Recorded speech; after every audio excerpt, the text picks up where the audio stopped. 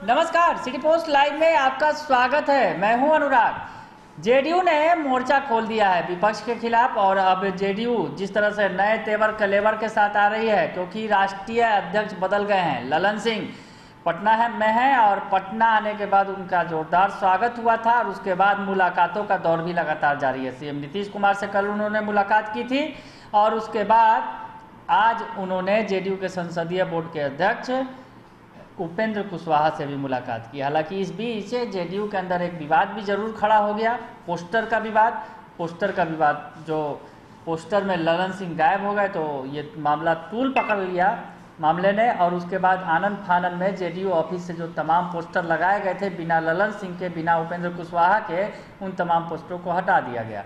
तो खैर ये तो बात हुई कि सियासत जेडीयू के अंदर किस तरह से चल रही है, ये समझा जा सकता है पोस्टरों के जरिए कि कहीं ना कहीं जेडीयू के अंदर भी खेमेबाजी है, चाहे आरसीपी सिंह का एक गुट हो या फिर ललन सिंह का। दो गुटों में बटी नजर आ रही है जेडीयू।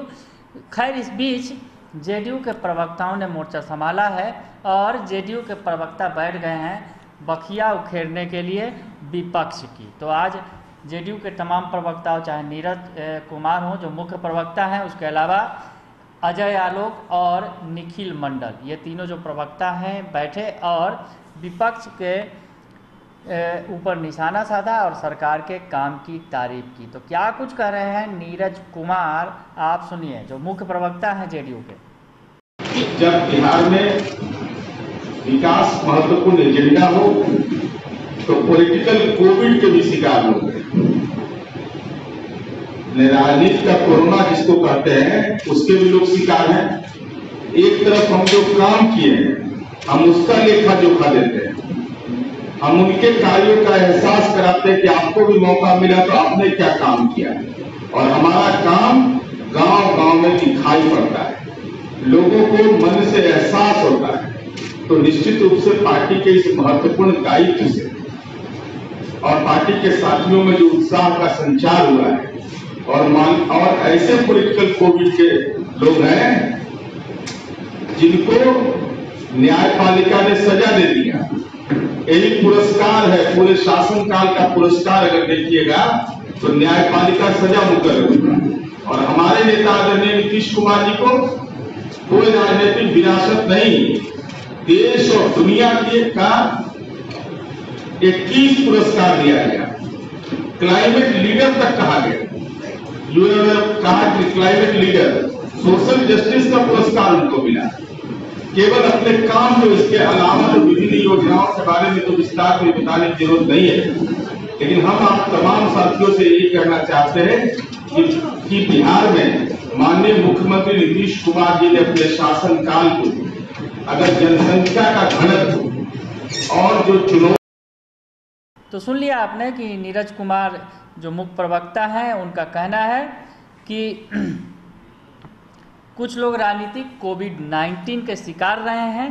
बिहार कृषि प्रधान राज्य है। 15 साल पहले बिहार में सिर्फ 2 कृषि महाविद्यालय थे। नीतीश कुमार के शासनकाल में 16 कृषि विश्वविद्यालय और महाविद्यालय बनाए गए हैं। तो उन्होंने विपक्ष को तगड़ा जवाब दिया। दरअसल विपक्ष के तरफ से लगातार निशाना साधा जा रहा था सरकार पर, तो उन्होंने जवाब दिया है। साथ ही साथ जदयू के प्रवक्ताओं ने जो प्रेस कॉन्फ्रेंस किया उसमें कहा कि बिहार देश का एकमात्र ऐसा राज्य है जहां कृषि की पढ़ाई करने वाले छात्र छात्राओं को प्रति माह 2000 का स्टाइपेंड दिया जाता है।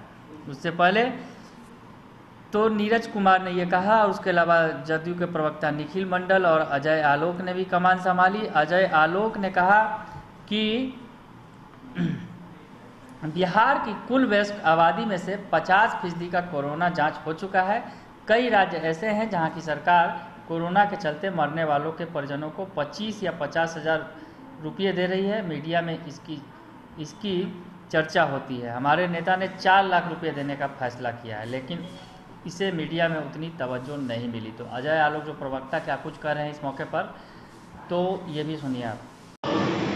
आज की तारीख में हमारे नए राष्ट्रीय अध्यक्ष ने पदभार ग्रहण किया है। वो संगठन को धारदार करने के लिए जुट गए।